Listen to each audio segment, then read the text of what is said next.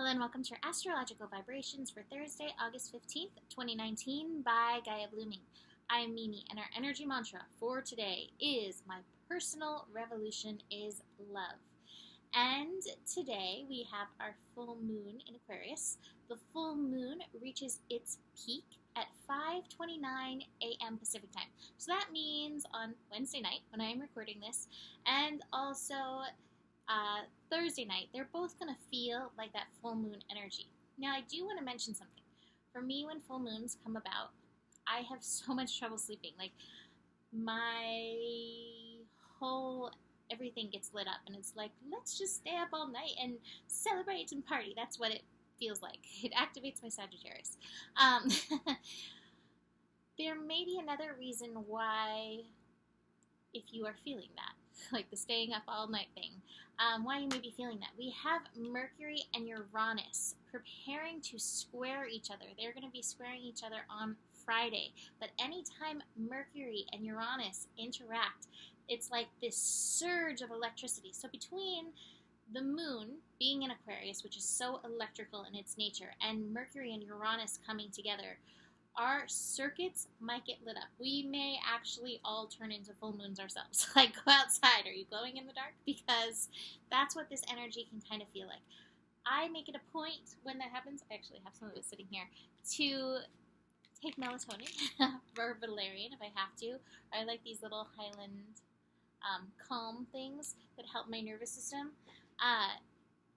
Just be aware of that. You know, if you have to get up early and you're like, I'm not sleeping, what's happening? This is what's happening. And it may, like, sometimes I get the full moon over. This may extend just a little bit because of this Mercury-Uranus connection that is incoming. So let's dig into this full moon info. Full moon, like I said, 5:29 a.m. This full moon is at 22 degrees. And this full moon, in addition to be opposing the sun, every full moon is the sun and the moon in opposition, we have Venus still hanging out with the sun. So Venus is in opposition of the moon. So the sun-Venus energy is lighting up Leo, lighting up this 22 degrees. And the moon is over here, like holding this space, holding this light, bringing the full spectrum between the polarities.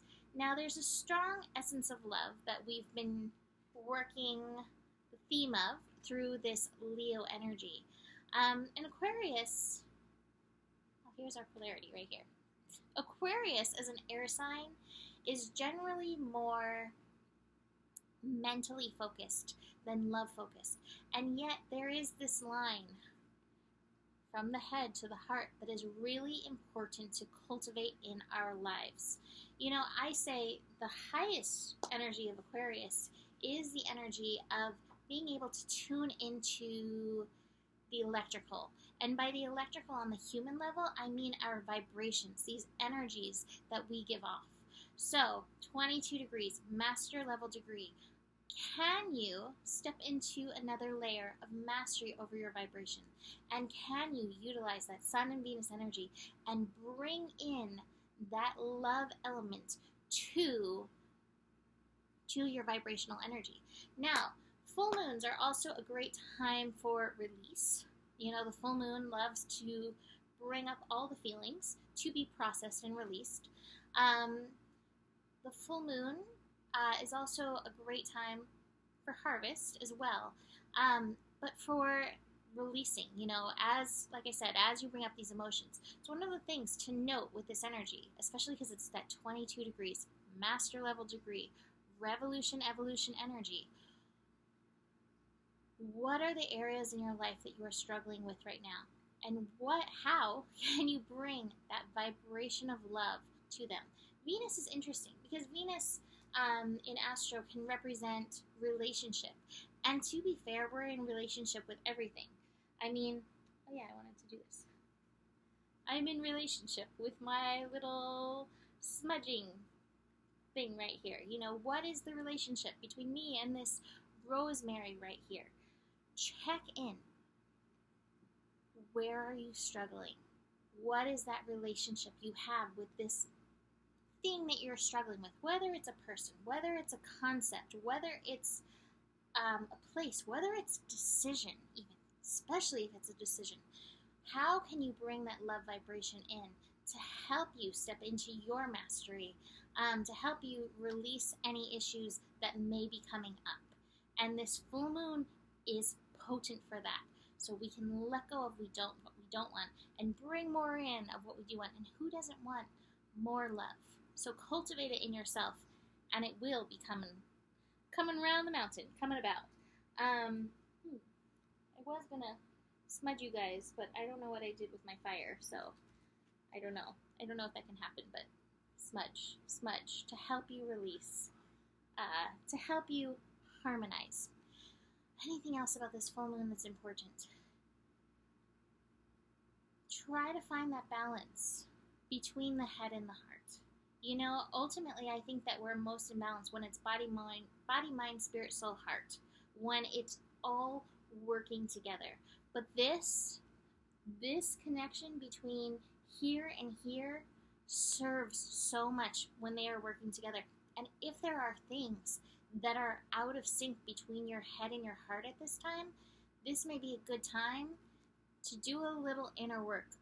What's causing this? Chances are it's some outside energy like fear that is causing any inharmony.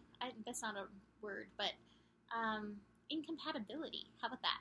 Between the head and the heart. So this is a good moon energy to work through it. So another thing of note today, Mercury moves out of the shadow energy from that Mercury retrograde. So, you know, the beginning points of today, there may still be some lingering things. Release that with the moon so you can get lit up and celebrate with this full moon energy.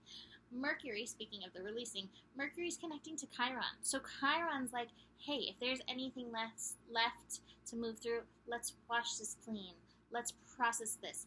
It's at 5 degrees. 5 degrees is a degree of mental energy. So I think that there could be ahas around wounds. If there has been anything that's been plaguing you through this retrograde cycle that we are finishing up, you may get a large aha today, especially if you spend that time tuning in, bringing love to any decisions, quandaries, anything that you're struggling with, and finding that clear pathway between the head and the heart. Also, an interesting note today, the moon is not just opposing Venus, the moon is also opposing Mars. We are having Venus and Mars. They're getting closer. They're going to come together at the end of this month. You know, with Venus opposite the moon and Mars opposite the moon, this is a really good opportunity, too, to find. We want to be balanced this way, and we want to be balanced this way between your yin and your yang energies. Anytime the moon and Mars come together, whether it's an opposition, a conjunction, a square, Mars has that passionate action energy, and the moon brings the emotion. So as they are opposed, Mars and Leo has these really strong desires of the heart.